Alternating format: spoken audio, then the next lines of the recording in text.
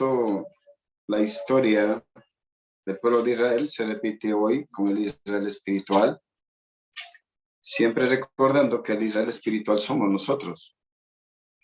Pues lo que pasó en la historia con el Israel de Dios, las ramas naturales, como las llama el apóstol Pablo en el libro de Romanos, eso se repite ahora.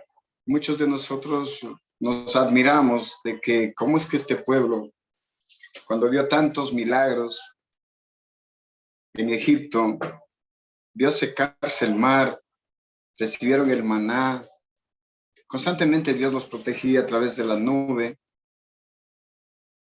y nunca ellos pasaron por una crisis, en este caso de que se les acabó la ropa, se les acabó las sandalias. Dios los protegió. Aún en el desierto, en cuanto a las serpientes, los escorpiones eran ahuyentados por Dios. Y nos preguntamos cómo es que este pueblo cayó tanto en apostasía y por último terminó dividiéndose. Y cuando este pueblo se dividió fue peor todavía, crisis. Samaria, la capital del reino del norte, terminó por ser idólatra con los samaritanos. Judá, la capital de Jerusalén, los judíos, terminaron por rechazar al Mesías, a la simiente prometida. Y la pregunta es, ¿será que hoy en día nosotros somos mejores, como dice el apóstol Pablo en Romanos 3? ¿Seremos mejores que ellos? Esta mañana, el tema que hemos elegido es la incredulidad o la rebelión del pueblo de Israel. Tomando en consideración, pues, entonces, que nosotros también somos parte de este pueblo ahora. Bien. Quiero invitarles a abrir el libro de Ezequiel capítulo 2 y capítulo 3. Voy a dar lectura al capítulo 2, todo el capítulo 2, y luego al capítulo 3 del versículo 1 hasta el versículo 7. Dice así: me dijo, hijo de hombre, ponte sobre tus pies y hablaré contigo. Y luego que me habló, entró el Espíritu en mí y afirmó sobre mis pies y oí al que me hablaba. Y me dijo, hijo de hombre, yo te envío a los hijos de Israel, agentes rebeldes que se rebelaron contra mí. Ellos y sus padres se han rebelado contra mí hasta este mismo día. Yo pues te envío a los hijos de duro rostro y de empedernido corazón, perdón. Y les dirás, así ha dicho Jehová el Señor. ¿Acaso ellos te escuchen? Pero si no escucharen, porque son una casa rebelde, siempre conocerán que hubo profeta entre ellos. Hermanos, esto es interesante entender.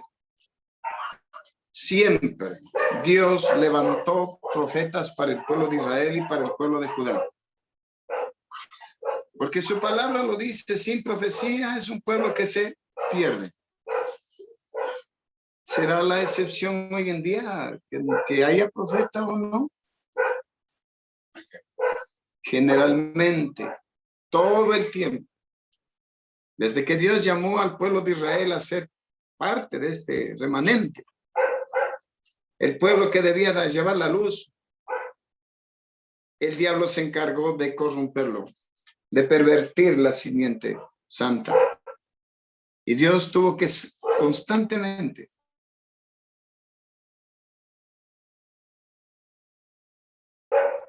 levantar para que el pueblo levantó un profeta todo el tiempo para amonestar al mismo sacerdocio, al mismo rey.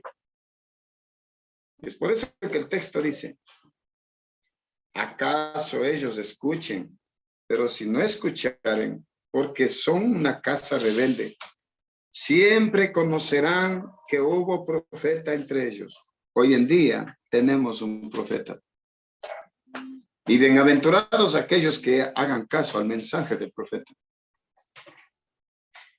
Versículo 6 dice, y tú, hijo de hombre, no les temas, ni tengas miedo de sus palabras. Aunque te hallares entre zarzas y espinos y moras con escorpiones, no tengas miedo de sus palabras, ni temas delante de ellos, porque son casa rebelde. ¿A quiénes les llama escorpiones la Biblia? En Apocalipsis 9, vamos un momentito, no vayamos a perder el contexto en el que estamos de Ezequiel. En Apocalipsis capítulo 9, cuando se narra el toque de la quinta trompeta, se anuncia la aparición de Satanás con sus ángeles. Y aquí a los ángeles del diablo se los llama escorpiones. Miren cómo dice Apocalipsis 9, versículo 1 en adelante. El quinto ángel tocó la trompeta y vio una estrella que cayó del cielo a la tierra y se le dio las llaves del pozo del abismo. Y abrió el pozo del abismo y subió del pozo como humo de un gran horno, y el sol se oscureció, el aire por el humo del pozo, y del humo salieron las langostas sobre la tierra y se les dio poder como tienen los escorpiones de la tierra. Y aquí vemos entonces, cuando en Ezequiel capítulo 2, versículo 6 les dice al profeta, tú, hijo de hombre, no les temas, ni tengas miedo de sus palabras, porque te hallas entre zarzas y espinos. Las zarzas y espinos dentro de la parábola significa los afanes, las preocupaciones, las inquietudes o el deseo de mundanalidad y de muchas cosas. Y eso ahoga la palabra de Dios. Porque dice, y moras con escorpiones. Aquí le está comparando a los espíritus de los líderes como a los espíritus del mal, gobernados por el enemigo. Esto es duro, saber esto, pero así está escrito. Y tenemos que entender. Dice el versículo 7. Les hablarás pues mis palabras, escuchen o dejen de escuchar porque son muy rebeldes. Mas tú, hijo de hombre, oye lo que te hablo. No seas rebelde como la casa rebelde. Abre tu boca y come lo que te doy. Recordemos que este mensaje que Ezequiel envía al pueblo, que Dios envía a Ezequiel a este pueblo, fue antes de la caída del reino en manos de los babilonios. Esto fue mucho antes. Luego Dios levantó al profeta Jeremías, y al profeta Jeremías se lo trató de traidor, porque Jeremías les había dicho que se unieran a Babilonia, que se entregaran más bien, que no sufrieran, pero le consideraron como un traidor. Ezequiel ya los había amonestado, y miren la amonestación que sigue. Y le manda que coma un rollo. En este caso, nosotros también tenemos que comer esta palabra. Los profetas tenían que primeramente recibir instrucciones. Comer el rollo significa recibir instrucción de Dios. En este caso, la palabra. Verso 9.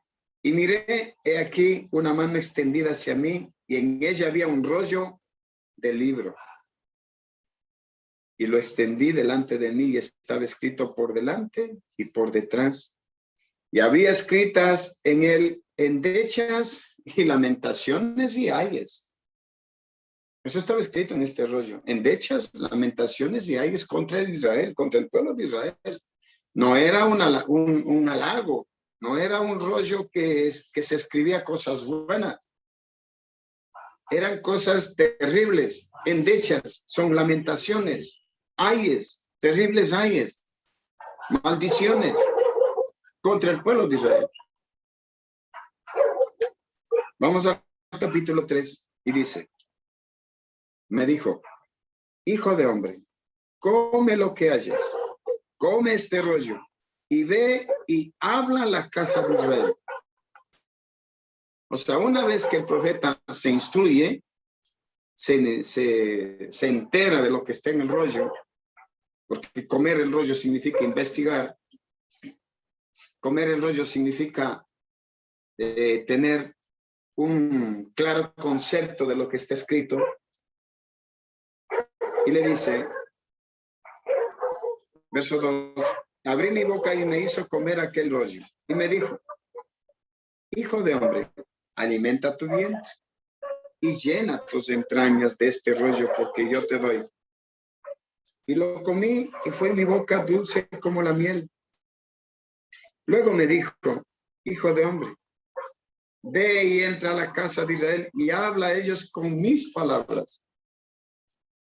Porque no eres enviado a pueblo de habla profunda ni de lengua difícil, sino a la casa de Israel.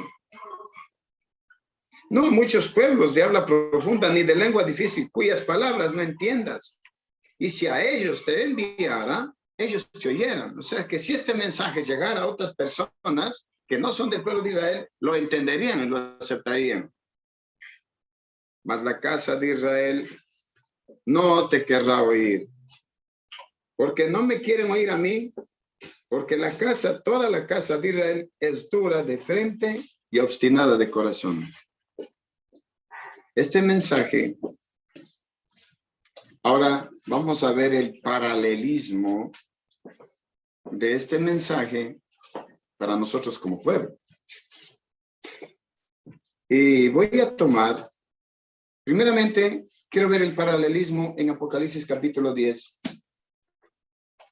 Desde el versículo 8 se da la misma orden. Recuerden que en Ezequiel capítulo 9 se le manda al profeta que coma el rollo y vaya y amoneste a la casa de Israel.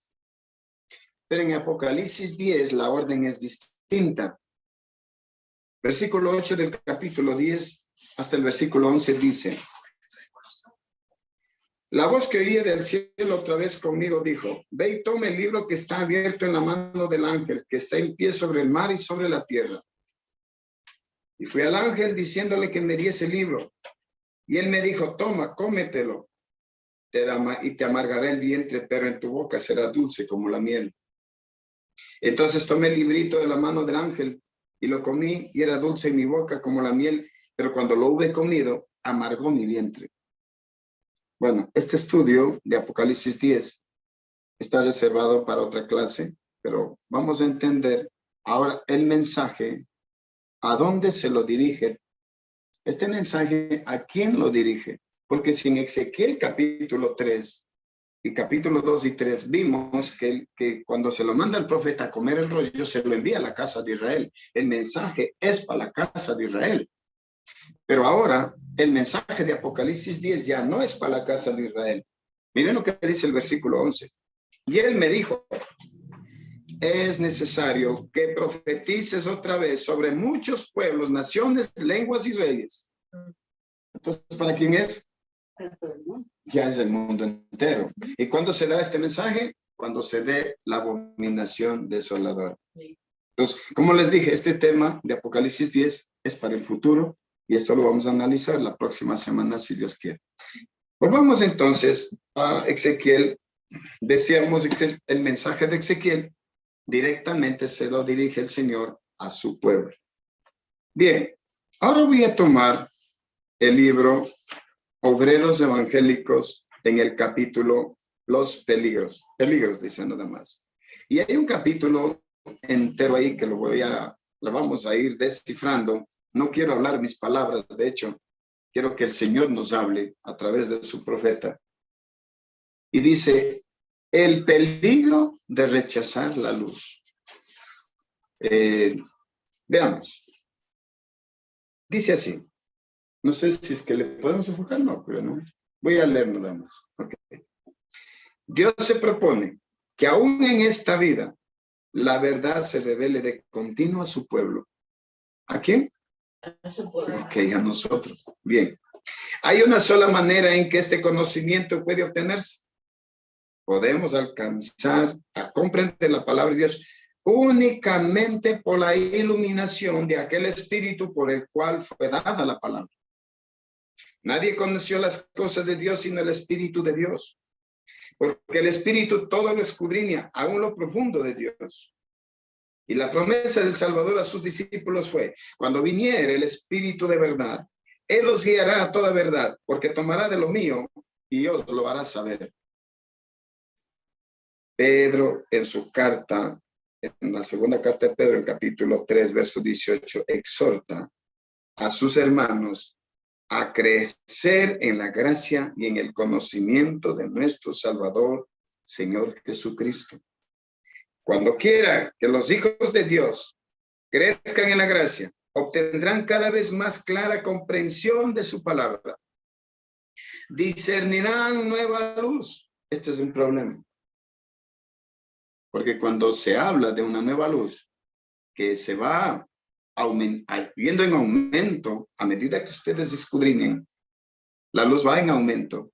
La gente dice, no, dices que nosotros ya tenemos una doctrina establecida y que esto de la nueva luz, esto ya es una herejía. No sé si han escuchado eso. Es anatema. Es anatema. Dice, y designarme a luz y belleza en sus verdades sagradas. Esto ha venido sucediendo en la historia de la iglesia en todas las edades y así seguirá siendo hasta el fin. Qué tremendo. Sigue diciendo. Pero al declinar la verdadera vida espiritual, siempre hubo tendencia a dejar de adelantar en el conocimiento de la verdad. ¿Y qué hizo el diablo cuando el Señor envió esta verdad? Usó a los dirigentes para introducir el fanatismo y el frío formalismo, que son los enemigos de la verdad. Y a eso hay que tener cuidado hoy en día. Los hombres se quedan satisfechos con la luz ya recibida de la palabra de Dios y desaprueban cualquier investigación más profunda que se haga en las Escrituras. Se vuelven conservadores y tratan de evitar la discusión. El hecho de que no haya controversia ni agitación entre el pueblo de Dios no debe ser considerado como prueba concluyente de que están reteniendo la sana doctrina. Hay razones para temer que no esté discerniendo claramente entre la verdad y el error. Cuando no se levanten nuevas preguntas por la investigación de las Escrituras, cuando no se presente ninguna diferencia de opinión por la cual los hombres se pondrían a escudriñar la Biblia por sí mismos para asegurarse de que poseen la verdad, serán muchos los que hoy, como en los tiempos antiguos, se aferrarán a la tradición y adorarán lo que no conocen. Esa es la estrategia del enemigo. Llenar la falta de fe, la falta de conocimiento, con dogmas, con ceremonias, con religión. En eso es lo que transformó la fe del diablo. En construir grandes catedrales, sentar a la gente y a escuchar un sermón. Pero investigar la verdad, la gente se volvió perezosa. Y hoy en día, con tanta facilidad que tenemos, aún así la gente no investiga. Antes nosotros, para poder llegar a esto, teníamos que ir a las bibliotecas y buscar los libros. No teníamos la facilidad que tenemos ahora de una biblioteca electrónica.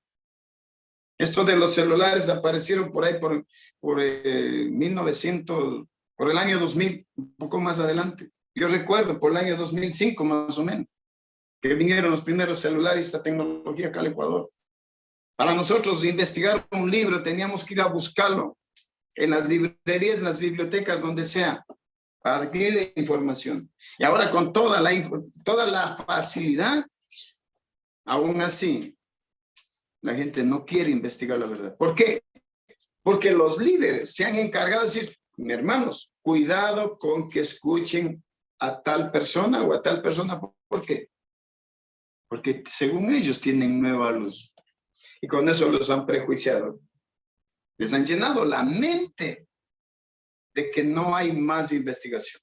De que lo que se ha llegado a la conclusión, a los temas que se han investigado y se los ha sentado como doctrinas, no hay más.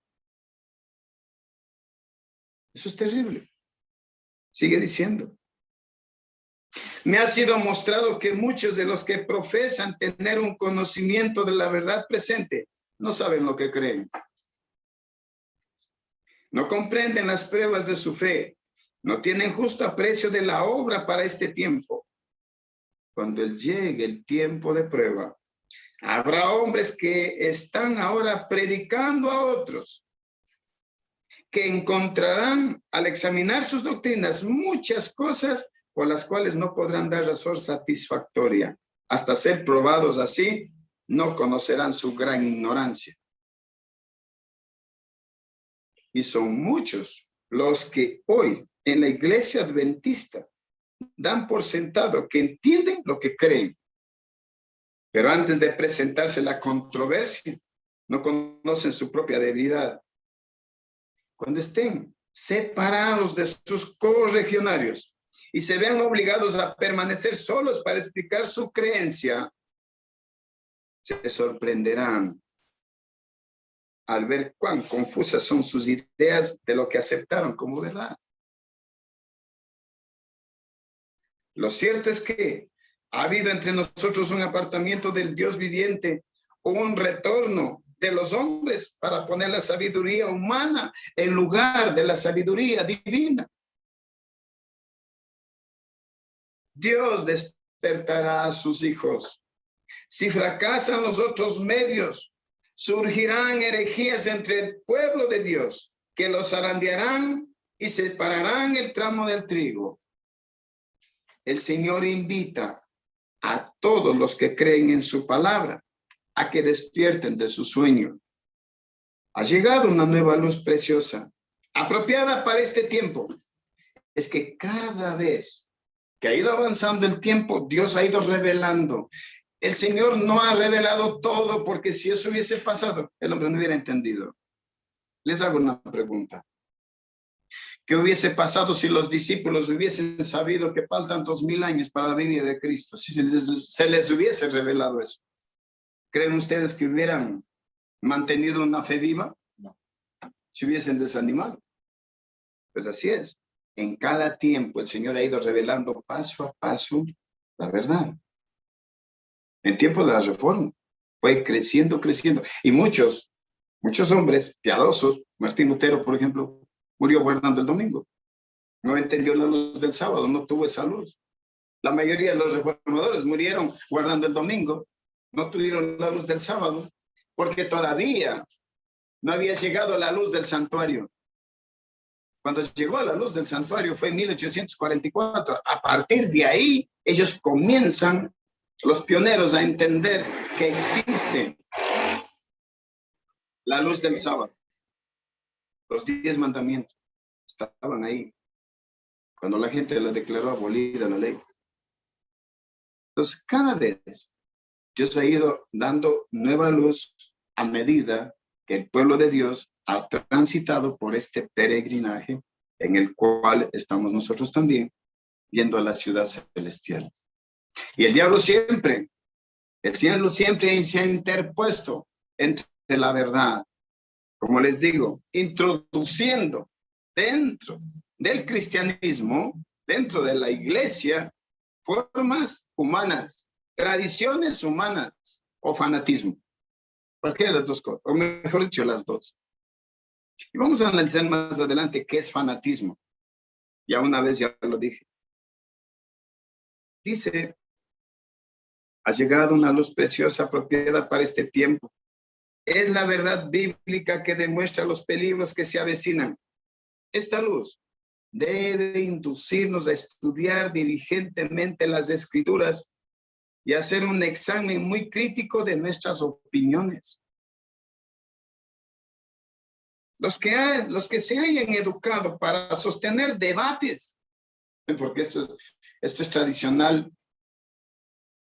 Cuando alguien se levanta con un mensaje, lo que hacen es debatirlo y piensan que con el debate logran apagar la luz del evangelio o la luz de la verdad presente o la luz de las profecías. Porque esto es lo que hace el diablo. Introduce incrédulos dentro de las congregaciones, dentro de los grupos, dentro de la iglesia. Y no porque estamos ahora en un grupo o en varios grupos, el diablo ha dejado de hacer su obra. Introducirá incrédulos que debatirán esto, porque les encanta el debate, porque esto proviene del diablo. Los que se hayan educado para sostener debates corren gran peligro de no presentar la palabra de Dios en justicia. Y al hacer frente a un oponente, debemos esforzarnos sinceramente por presentar los temas de manera que despierten convicción en su mente. Y en vez de tratar meramente de infundir confianza al creyente, cualquiera que sea el alcance intelectual del hombre, no crea ni por un instante que no se necesita escudriñar cabalmente de continuo las escrituras para obtener mayor luz.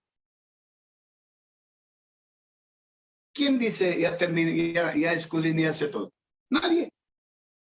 El hombre, por más que investigue, no va a llegar a comprender los misterios de Dios totalmente. Eso en la eternidad todavía seguirá estudiándose. Como pueblo, somos llamados individualmente, no por grupos. No porque me dice el pastor o el anciano o el líder me dice esto, yo con esto concluyo, así me dijeron que era y así tengo que hacer. Individualmente a estudiar la profecía. Debemos velar con fervor para discernir cualquier rayo de luz que Dios nos presente. Debemos notar los primeros resplandores de la verdad y estudiando con oración, podremos obtener una luz más clara que podrá presentarse a otros. Podemos estar seguros de que Dios no favorece a sus hijos cuando ellos se hallan gozando de comodidades y satisfechos con el conocimiento de la luz que ya recibieron. Dios no le agrada que usted se quede ahí estancado con lo que ya le informaron. Es voluntad suya que sigan avanzando para recibir la abundante y siempre creciente luz que resplandece para ellos. Y ahora escuchen lo que dice aquí. La actitud de la iglesia actual no agrada a Dios. Vuelvo a repetir. Por eso he tomado directamente los escritos para que no crean que son mis palabras.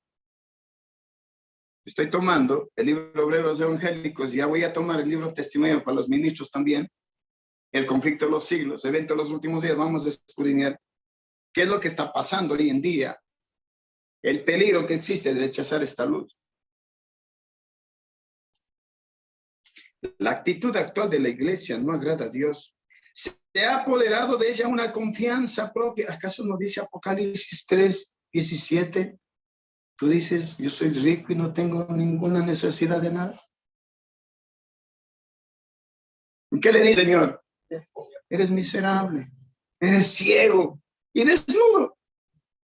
No tienes justicia, no conoces la verdad. Y dice, se ha apoderado de ella una confianza propia que ha inducido a sus miembros a no sentir necesidad alguna de más verdad y mayor luz. Estamos viviendo en un tiempo en que Satanás trata y trabaja a diestra y siniestra, delante y detrás de nosotros. Y sin embargo, como pueblo, estamos durmiendo. Dios quiere que se oiga una voz que despierte a su pueblo e incite a orar. Nuestros hermanos deben estar despiertos a investigar con sinceridad todo punto de controversia. Si un hermano, escuchen esto, si un hermano está enseñando un error, vamos a ponerlo así, yo enseño un error, ¿qué deben hacer ustedes? Veamos lo que dice. ¿Qué hay que hacer? Dice, si un hermano está enseñando un error, los que ocupan puestos de responsabilidad deben saberlo. Y si él enseña la verdad, deben tomar posición a su lado. No levantar un debate. Primero investiguen.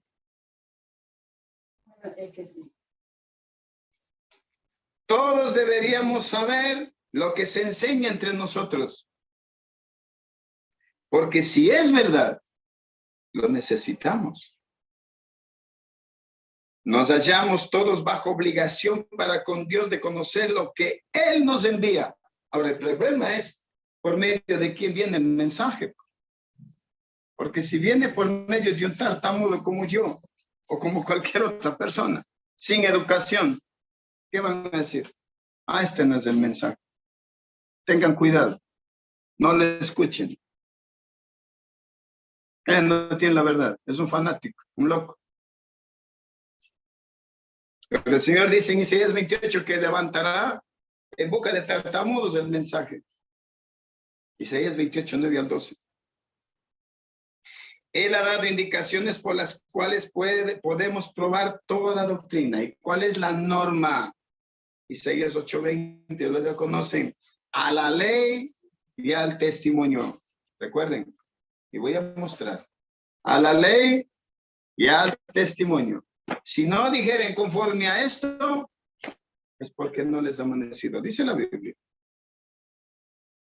Si la luz presentada soporta esta prueba, no debemos negarnos a aceptarla porque no concuerde con nuestras ideas y nuestras opiniones. Nadie ha dicho que hayamos de encontrar la perfección en las investigaciones de algún hombre.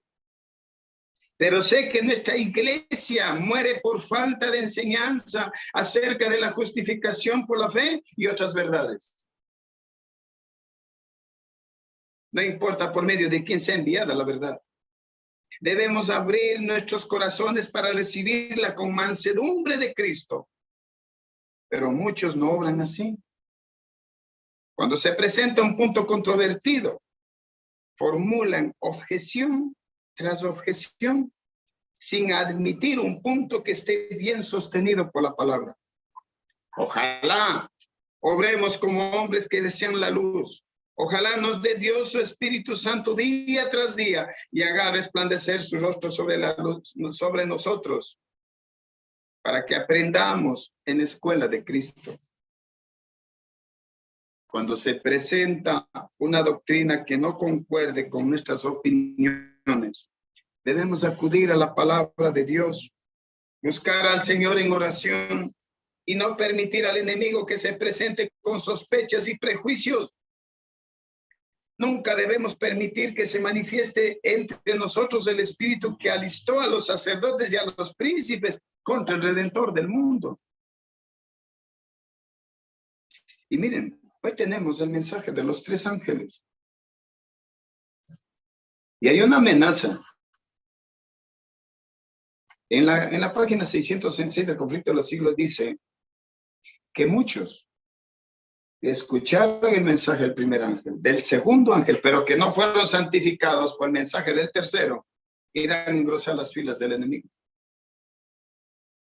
En el tiempo de los judíos fue lo igual. Se rechazó el mensaje de Juan. Luego se rechazó el mensaje de Cristo. Y finalmente no entendieron el mensaje del Pentecostés. Es lo mismo. Nunca debemos permitir que se manifieste entre nosotros el espíritu que alistó a los sacerdotes y príncipes contra el Redentor del mundo. Ellos se quejaban de que él perturbaba al pueblo y deseaban que lo hubiesen dejado en paz, porque causaba perplejidad y división. El Señor nos envía luz para probar qué clase de espíritu tenemos. No debemos engañarnos a nosotros mismos. Ahora paso a la página 318 en adelante. Voy a tratar un poco de abreviar un poco, porque esto es largo, ¿no? Debemos aprender que los demás tienen tantos derechos como nosotros. Cuando un hermano recibe nueva luz acerca de las Escrituras, debe exponer francamente su opinión y cada predicador Debe escudriñar las escrituras con un espíritu sincero para ver si los puntos presentados pueden ser sostenidos por la palabra inspirada. El siervo del Señor no debe ser litigoso, sino manso para con todos, apto para enseñar, sufrido, que con mansedumbre corrija a los que se oponen, si quizá Dios le dé que se arrepientan para conocer la verdad. Cada alma debe mirar a Dios con contrición y humildad, para que Él la guíe, conduzca y bendiga. No debemos confiar a otros la hora de escudriñar las escrituras en lugar nuestro. Con frecuencia, algunos de nuestros hermanos dirigentes se han colocado del lado equivocado. Y si Dios mandase un mensaje y guardase a que estos hermanos más antiguos preparasen su progreso, nunca llegaría este mensaje a la gente. Estos hermanos se hallan en tal posición hasta que lleguen a ser participantes de la naturaleza divina en un grado más extenso de lo que han gozado en lo pasado. La ceguera espiritual de muchos de nuestros hermanos causa tristeza en el cielo.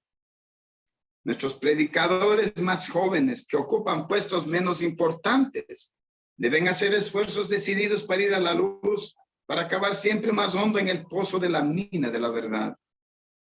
La reprensión del Señor reposa sobre los que quieren obstruir el camino a fin de que la gente no reciba la luz más clara. Una gran obra ha de ser hecha y Dios ve que nuestros dirigentes necesitan más luz para unirse con los mensajeros que Él envía a hacer la obra que Él se propone sea hecha. El Señor ha suscitado mensajeros, los ha dotado de su espíritu y les ha dicho: clama voz en cuello y no te detengas. Alza tu voz como trompeta y anuncia a mi pueblo su rebelión y a la casa de Jacob su pecado. No corra nadie el riesgo de interponerse entre el pueblo y el mensaje del cielo. Este mensaje llegará a la gente, y si no hubiese voz entre los hombres para darlo, las mismas piedras clamarían. Invito a todo predicador a buscar al Señor, a hacer a un lado el orgullo y la lucha por la supremacía y a humillar su corazón delante de Dios. Es la frialdad del corazón, la incredulidad de los que debieran tener fe, lo que mantiene débiles a las iglesias. El siguiente capítulo, Obreros Evangélicos, trata, dice, contra las, una amonestación contra las falsas enseñanzas. Paso a la página 325. Dice así: acudamos a la palabra de Dios en busca de dirección. Busquemos un así dice Jehová. Ya hemos tenido bastantes métodos humanos. Una mente educada únicamente en la ciencia mundana no podrá comprender las cosas de Dios. Pero la misma mente, convertida y santificada, verá el poder divino de la palabra. Únicamente la mente y el corazón que hayan sido purificados por la santificación del Espíritu pueden discernir las cosas celestiales.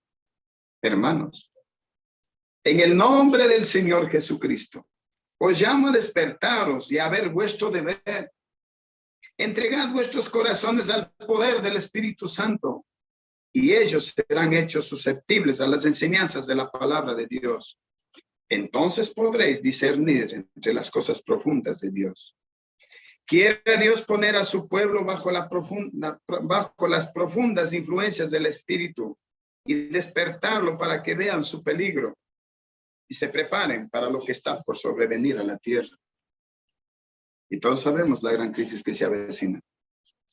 No debemos pensar ni por un momento que no hay más luz, ni hay más verdad para sernos revelada. Corremos el peligro de volvernos descuidados y de perder nuestra indiferencia. De perder por nuestra indiferencia el poder santificador de la verdad. Consolándonos con el pensamiento: yo soy rico, estoy enriquecido y no tengo necesidad de ninguna cosa.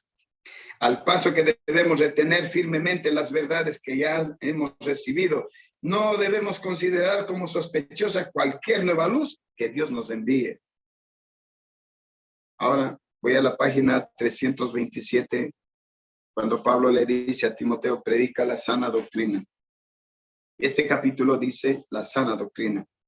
Página 327 del libro Obreros Evangélicos. Los ministros de Cristo corren hoy el mismo peligro. Satanás está constantemente trabajando para desviar la mente por conductos erróneos, a fin de que la verdad pierda su fuerza sobre el corazón, y a menos que los predicadores y los miembros participen de la verdad y sean santificados por ella, darán lugar a que ocupen su mente en especulaciones relativas a cuestiones que no tienen ninguna importancia vital. Esto conducirá a cavilaciones y a diserciones, porque surgirán incontables puntos de divergencia.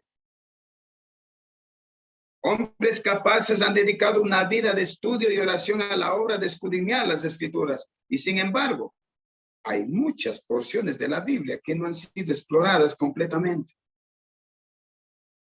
Algunos pasajes de las Escrituras no serán nunca perfectamente comprendidos hasta que en la vida futura Cristo nos la explique. Entonces, ¿cómo es que ya no tenemos que más investigar? Hay misterios que han de permanecer ocultos, declaraciones que las mentes humanas no pueden hacer armonizar, y el enemigo tratará de despertar discusiones acerca de estos puntos que serán mejor dejar sin discutir. Un obrero consagrado y espiritual evitará de presentar diferentes teorías de menor importancia y dedicará sus energías a la proclamación de las grandes verdades decisivas que han de ser dadas al mundo. Mostrará a la gente que la obra de la redención, los mandamientos de Dios, la inminente venida de Cristo, y se verá que hay en estos temas bastante alimento para el pensamiento. En lo pasado, se me pidió mi opinión sobre muchas teorías caprichosas que no eran esenciales. Algunos han sostenido la teoría de que los creyentes deben orar con los ojos abiertos. Otros enseñan que porque los que sirven antiguamente en cargos sagrados tenían que quitarse las sandalias y lavarse los pies al entrar en el santuario. Los creyentes debieran ahora quitarse el calzado del orgullo al entrar en la casa del culto. Otros refieren al sexto mandamiento y declaran que ni siquiera los insectos que atormentan a los seres humanos debieran matarse. Bueno, teorías, ¿no? Y algunos han presentado la teoría de que los redimidos no tendrán canas como si esto tuviera importancia. Temas que no tienen nada que ver con la verdad presente, hermano. Qué terrible. Me ha sido ordenado por decir que estas teorías son el producto de mentes que no conocen los primeros principios del Evangelio. Mediante tales teorías, el enemigo trata de eclipsar las grandes verdades para este tiempo. Los que en su predicación pasan por alto las grandes verdades de la palabra de Dios para hablar de asuntos menores, no están predicando el Evangelio de Cristo, sino presentando sofismas ociosos. No pierden tiempo nuestros predicadores en la discusión de tales asuntos. Acudan a los discursos del gran maestro y sigan sus pensamientos aquellos que tienen alguna duda en cuanto a lo que deben enseñar, alguna duda acerca de los temas en que deben espaciarse. Debemos insistir hoy en los temas que Jesús consideraba como esenciales. Debemos estimular a nuestros oyentes a espaciarse en los temas que son de más importancia eterna. Y la pregunta es, ¿cuáles son los temas de verdad presente que Dios pidió para este pueblo? Quiero leer el libro Primeros Escritos.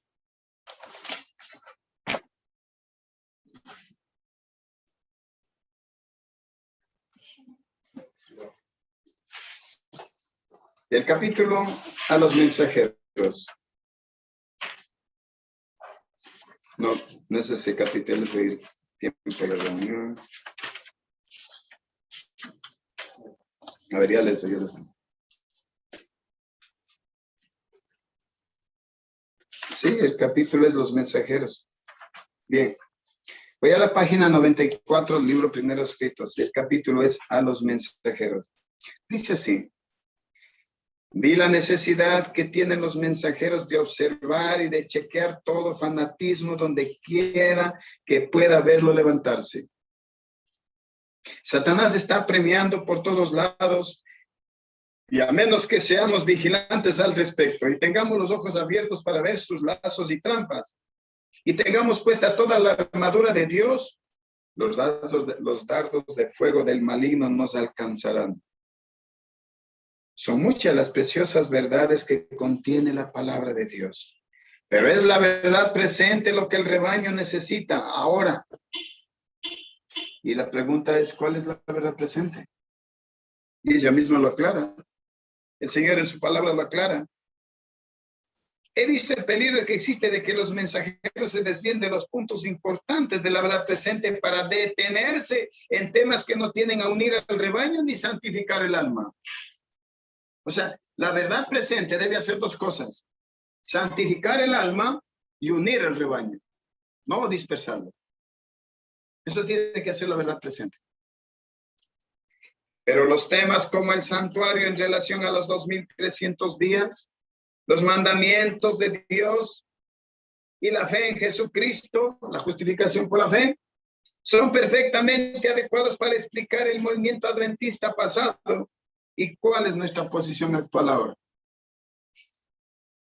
He visto con frecuencia que estos eran los temas principales en los cuales deben espaciarse los mensajeros.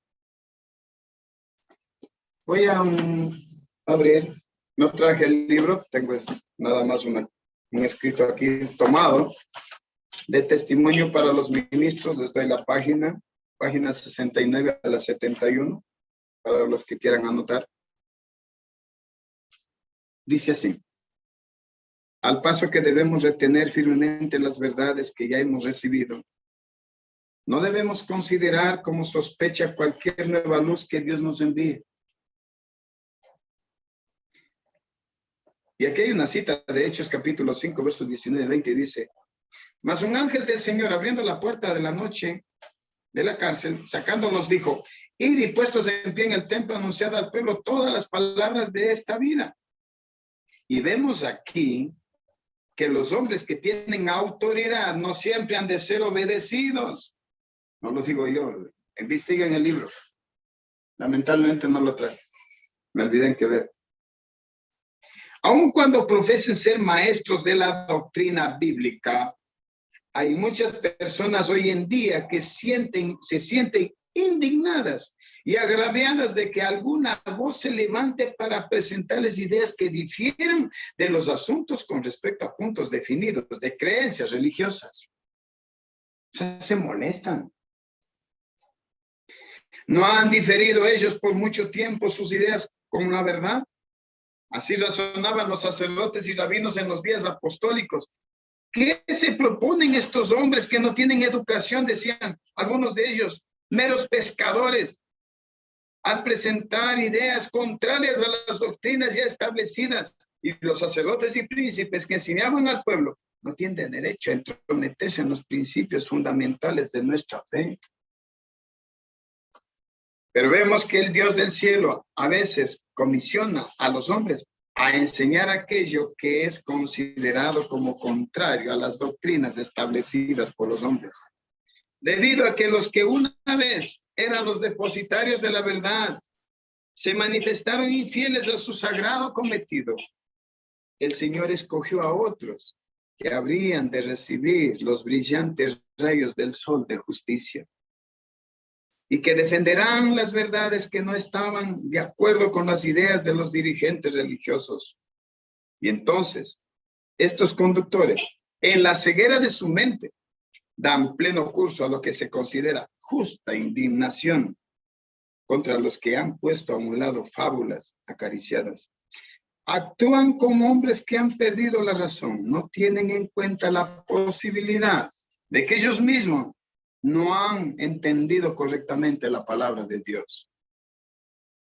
No quieren abrir sus ojos para discernir el hecho de que han interpretado y aplicado erróneamente las escrituras. y han edificado falsas teorías a las que dominan doctrinas fundamentales de la fe. Nosotros tenemos ahora 27 doctrinas. Aún así, en términos proféticos, hay errores. Como que las 7 trompetas ya se tocaron, como que la piedra que golpea el estrato es la venida de Cristo, y eso se sigue predicando como verdad. Y eso es un error. Ya lo hemos expuesto en este grupo, en esta plataforma. Y la seguiremos exponiendo. Hasta cuando nos permitan, desde luego. Pero Dios va a permitir. Alabado sea el Señor. Pero el Espíritu Santo de cuando en cuando revelará la verdad por medio de sus propios agentes escogidos. Y ningún hombre, ni siquiera un sacerdote o gobernante, tiene el derecho de decir: vosotros no daréis publicidad a vuestras opiniones porque yo no creo en ellas. Este pasmoso yo puede intentar derribar la enseñanza del Espíritu Santo. Los hombres pueden por un tiempo intentar aplastar la verdad y matarla, pero esto no convertirá el error en verdad y la verdad en error. Las mentes inventivas de los hombres han adelantado opiniones especulativas acerca de diferentes temas, y cuando el Espíritu Santo permite que la luz brille en las mentes humanas, no respeta cada detalle de la forma en que el hombre aplica la palabra. Dios impresionó a sus siervos a hablar la verdad al margen de lo que los hombres habían dado por sentado como verdad. Y miren, esto ya viene con... Y como les dije, no son mis palabras. Esto está tomado de Testimonio para los Ministros, páginas 69 a la 71. Lamentablemente el capítulo no recuerdo. Miren lo que dice. Aún los adventistas del séptimo día, con nombre y apellido, por si acaso. No vayan a pensar que estamos hablando ya de los evangélicos. Yo he escuchado a pastores de la iglesia adventista aplicar los mensajes que es para el pueblo de Dios, aplicarlo a la gente de fuera. Uno de los temas favoritos, y ustedes conocen, la adoración en el trono de Satanás. Y cita a este hombre el libro Primeros Escritos, cuando habla, cuando Cristo pasa del lugar santo al lugar santísimo, y hay dos grupos, que uno va con Cristo y el otro se queda. Los que se quedan lo aplican al evangelismo, al mundo evangélico.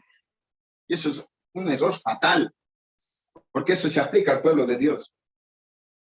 Y lo digo. Ustedes ya saben a quién me estoy refiriendo. Es muy popular este hombre. Tanto así que por todo lado lo escuchan. Y lo tienen como un ídolo dentro de la iglesia adventista del séptimo día. Mira lo que dice. Aún los adventistas del séptimo día están en peligro de cerrar sus ojos a la verdad tal como es en Jesucristo, porque contradice algo que han dado por sentado como verdad, pero que según lo enseñan el Espíritu Santo no es verdad. Sean todos muy humildes y esfuércense al máximo para descartar este yo y exaltar a Cristo. En la mayor parte de las controversias religiosas, el problema consiste en que el yo quiere tener supremacía. ¿En qué? En asuntos que no son absolutamente puntos vitales, pero que se los considera así, solo porque los hombres les han dado importancia. En las iglesias adventistas del séptimo día. Y esto ya voy a tomar, ahora sí voy a tomar eventos de los últimos días. A ver, los que tienen este libro, yo creo que sí lo tienen. Vamos a tomar el libro Eventos de los Últimos Días. Y esto ya, esta cita sí ya creo que me pueden ayudar a estudiar. Aquí está el libro Eventos. Acá está. Ok. Vamos al libro Eventos de los Últimos Días para que ustedes me ayuden con la lectura. No vayan a pensar que estoy hablando mis palabras. En la página 203 y 214. Y ojalá le podamos enfocar en la pantalla. A ver. Página 203 y 214.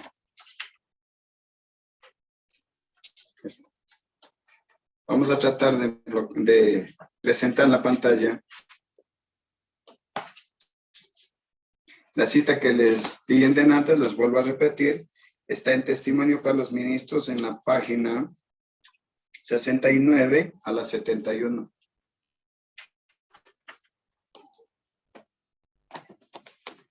Bien, vamos a tratar de enfocar.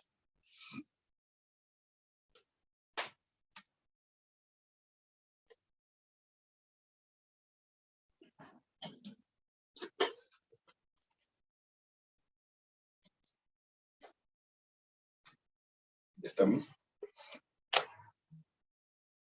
Estamos esperando que enfoquemos en la pantalla. Los que tengan el libro, vamos a leer juntos, porque no quiero que piensen que es un mensaje que yo me estoy inventando. Esto lo dice el Señor a través de su profeta, y todo el tiempo Dios ha tenido profetas para su pueblo.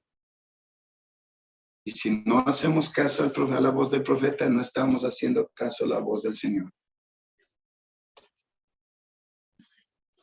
¿No?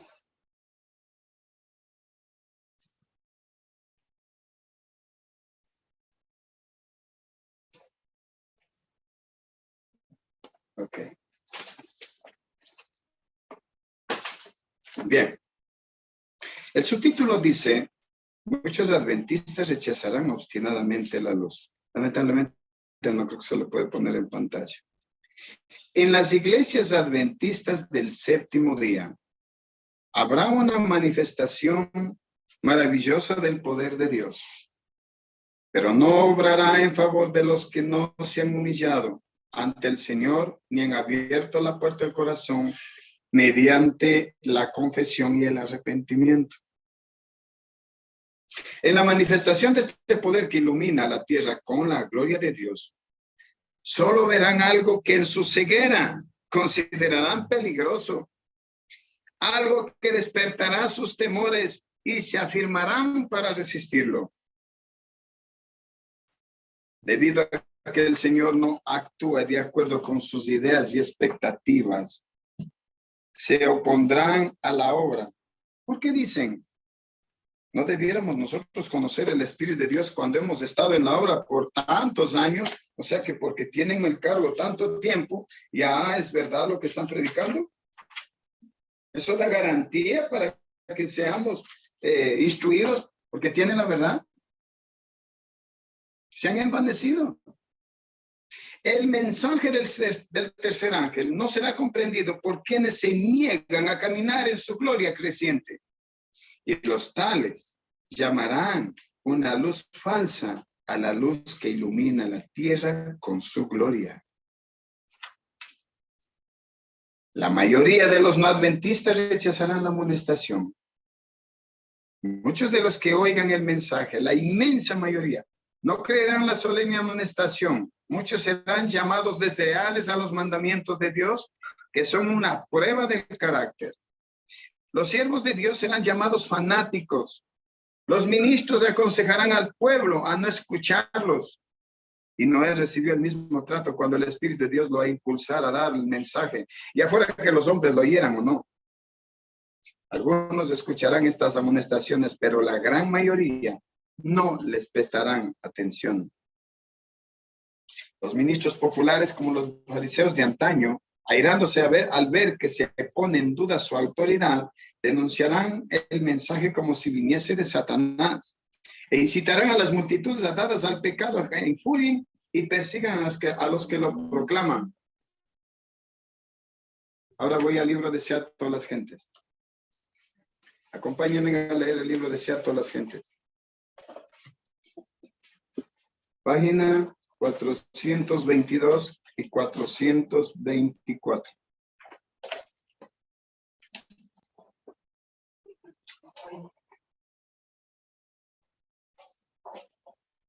Voy a leer desde el párrafo tercero. Muchos de los que estaban convencidos de que Jesús era el Hijo de Dios, estoy leyendo el capítulo 50, entre trampas y peligros. Capítulo 50, entre trampas y peligros.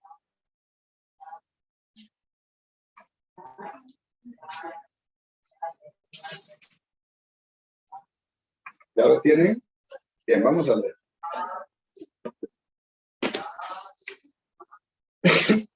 Perdón. Muchos de los que estaban convencidos de que Jesús era el Hijo de Dios fueron extraviados por el falso razonamiento de los sacerdotes y rabinos.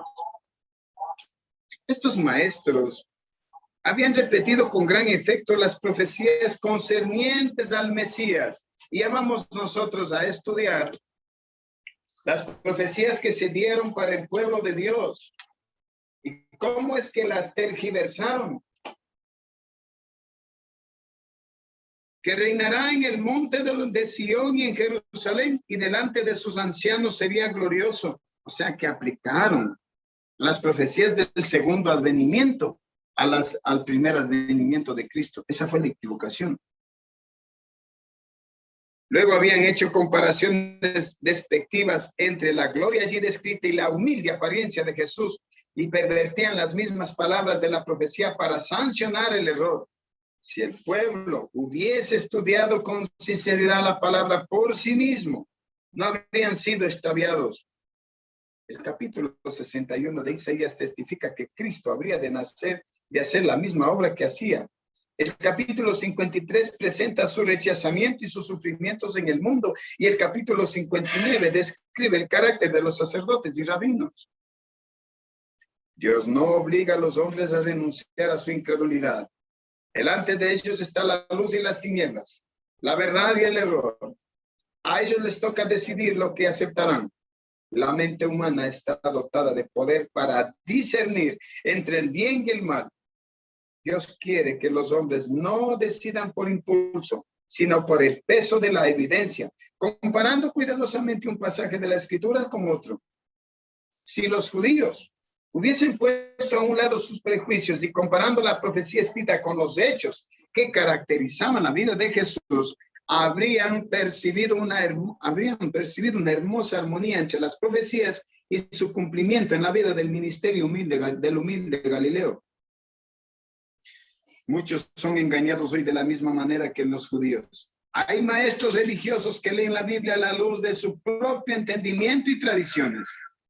Y la gente no escudriña las escrituras por su cuenta, ni juzga por sí misma en lo que tocante a la verdad, sino que renuncian a su propio criterio y confían sus almas a los dirigentes.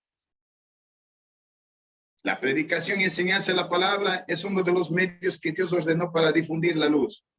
Pero debemos someter la enseñanza de cada hombre al test de la escritura, sea la ley y al testimonio. Si no dijeren conforme a esto, es porque no les ha amanecido. Quien quiera que estudie con oración la Biblia y deseando conocer la verdad para poder obedecerla, recibirá iluminación divina.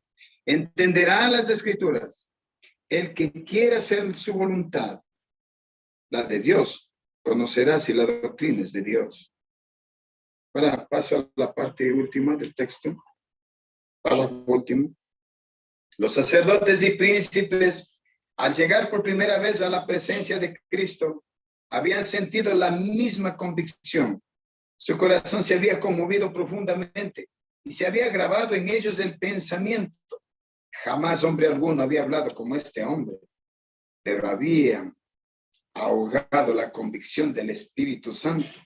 Y ahora, enfurecidos porque aún los instrumentos de la ley sentían la influencia del odiado Galileo y clamaron: ¿también vosotros habéis sido engañados? ¿Acaso alguno de los dirigentes, alguno de los gobernantes y de los fariseos ha creído? Mas esta gente que no sabe es maldita. O sea, les consideraban gente maldita porque no saben de las escrituras. Y ellos que sabían, tergiversaron. A quienes se anuncia el mensaje de verdad, y miren lo que dice, a quienes se anuncia el mensaje de verdad rara vez preguntan, ¿es verdad? O si no, ¿quién es el que le está predicando? ¿Quién está predicando esta verdad? Ah, no, si es ese hombre, no, eso no es verdad. Si es fulano, no le escuchen. Las multitudes lo estiman por el número de los que aceptan y se vuelven a hacer la pregunta: ¿ha creído en él alguno de los hombres instruidos, de los dirigentes de la religión? Los hombres no son hoy más favorables a la verdadera piedad que en los días de Cristo. Siguen buscando intensamente el beneficio terrenal, con descuido de las riquezas eternas, y no es un argumento contra la verdad el hecho de que muchos no estén dispuestos a aceptarla, o de que no es recibida por los grandes de este mundo, ni siquiera por los líderes religiosos. De nuevo, los sacerdotes y príncipes procedieron a trazar planes para arrestar a Cristo. Insistían en que si se lo dejaba en libertad, apartaría al pueblo de los líderes establecidos. O sea que, porque el Señor estableció a los 70 ancianos en el desierto, ellos tenían que ser obedecidos a ciegas, aunque estén en apostasía. Hoy la corporación adventista ha entrado en apostasía y hay que obedecerle a ciegas, hay que seguir su doctrina. No, hermanos, 1000 veces no. El Señor ha enviado un mensaje. Y si estos callan, ¿qué dijo el Señor? Las piedras clamarían. En el apogeo de sus discursos fueron refrenados repentinamente. Nicodemo preguntó: ¿Jesús juzga acaso nuestra ley a un hombre si primero no le oye o sabe lo que ha hecho? El silencio cayó sobre la asamblea. Las palabras de Nicodemo penetraron en sus conciencias. No podían condenar a un hombre sin haberlo oído. No solo por esta razón permanecieron silenciosos los altaneros príncipes, mirando fijamente a aquel que se atrevía a hablar en favor de la justicia. Es que el Señor siempre ha tenido sus testigos, aún dentro de la corporación adventista tiene el Señor sus testigos, porque de ahí van a salir los 144,000. Y quedaron asombrados y enfadados de que uno de entre ellos mismos hubiese sido tan impresionado por el carácter de Jesucristo como para hablar una palabra en su defensa. Reponiéndose de su asombro, se dirigieron a Nicodemo con mordaz sarcasmo y le dijeron: ¿Eres tú también Galileo? Mire cómo lo humillaron. Y no era Galileo. Escudriña y ve que si de Galilea se ha levantado algún profeta o algo bueno. Sin embargo, la protesta detuvo el procedimiento del consejo. Los príncipes no pudieron llevar a cabo su propósito de condenar a Jesús sin oírlo. Derrotados por el momento, cada uno se fue a su casa y Jesús fue al Monte de los Olivos. Jesús se apartó de la excitación y confusión de la ciudad, de las ávidas muchedumbres de los traicioneros rabinos, para ir a la tranquilidad de los huertos de olivas, donde podía estar solo con Dios. Bien, ahora quiero, ya que hemos visto este tema, quiero llevarles a investigar, y vamos ahora sí todos a investigar con la palabra de Dios, las profecías mesiánicas referentes a la primera venida de Cristo. ¿Cómo estaban establecidas estas profecías? ¿Y por qué el pueblo no entendió? ¿Cuál fue el problema? Y miren cuál fue el problema. Quiero, antes de entrar a la Sagrada Escritura, en la página 32 del libro de Sea a todas las gentes, miren la declaración que hace nuestro profeta. Página 32, perdón, página 22, página 22, me pasé. Ok. ¿Por qué no entendieron las profecías? Desea a todas las gentes.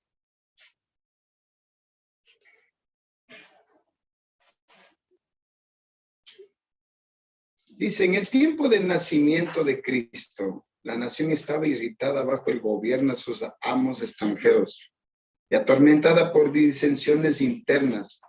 Se les había permitido a los judíos conservar la forma de un gobierno separado, pero nada podían disfrazar el hecho de que estaban bajo el yugo romano, ni reconciliarlos a la restricción de su poder. Los romanos reclamaban el derecho de nombrar o remover al sumo sacerdote. O sea que el gobierno civil manejaba la religión. Y hoy, ¿es una excepción de eso? Es lo que se va a dar. Y a menudo este cargo se conseguía por medio de fraude, del cohecho y aún por medio del homicidio. Así el sacerdote se volvía cada vez más corrupto. Sin embargo, los sacerdotes poseían un gran poder y lo empleaban con fines egoístas y mercenarios. Y el pueblo estaba sujeto a sus exigencias despiadadas y también a los gravosos impuestos de los romanos. Este estado de cosas ocasionaba extenso descontento. Los estallidos populares eran frecuentes, la codicia y la violencia, la desconfianza y la apatía espiritual estaban rodeando el mismo corazón de la nación. El odio a los romanos y el orgullo nacional y espiritual inducían a los judíos a seguir adhiriéndose rigurosamente a sus formas de culto. Los sacerdotes trataban de mantener una reputación de santidad, atendiendo escrupulosamente a las ceremonias religiosas para tratar de suplir la falta de fe. El pueblo en sus tinieblas y opresiones y los príncipes sedientos de poder anhelaban la venida de aquel que vencería a sus enemigos y devolvería el reino de Israel. Y ahora miren, ya lo escuchen lo que dice. Habían estudiado las profecías, pero sin percepción espiritual. O sea, las estudiaron en forma material. De tal forma que si las profecías se cumplían en el Mesías que venía, tendría que el imperio romano desaparecer. Y ellos eran una nación tan poderosa y tan elevada. O sea, ellos soñaban con eso. Si venía el Mesías, esa era la señal de que destruiría a los enemigos de Roma, a los enemigos de la nación. Sigue diciendo. Entonces, así habían pasado por alto los pasajes que señalaban la humillación de Cristo en su primer advenimiento y aplicaban mal los que hablaban de la gloriosa venida de Cristo. El orgullo oscurecía su visión y interpretaban las profecías de acuerdo a sus deseos egoístas. Entonces, si ellos tenían una profecía de tiempo, vamos a leer. Entonces, no sé, yo quisiera hacer un breve descanso. Tomémonos unos 5 minutos y vamos a empezar a estudiar las profecías mesiánicas que los dirigentes las aplicaron, no en forma espiritual, sino en forma material. Aún los mismos discípulos se aferraban a eso, de que Cristo sería el Mesías que derrotaría a sus enemigos, al gobierno de Roma, porque estaban siendo esclavos de Roma. Bien, queridos hermanos,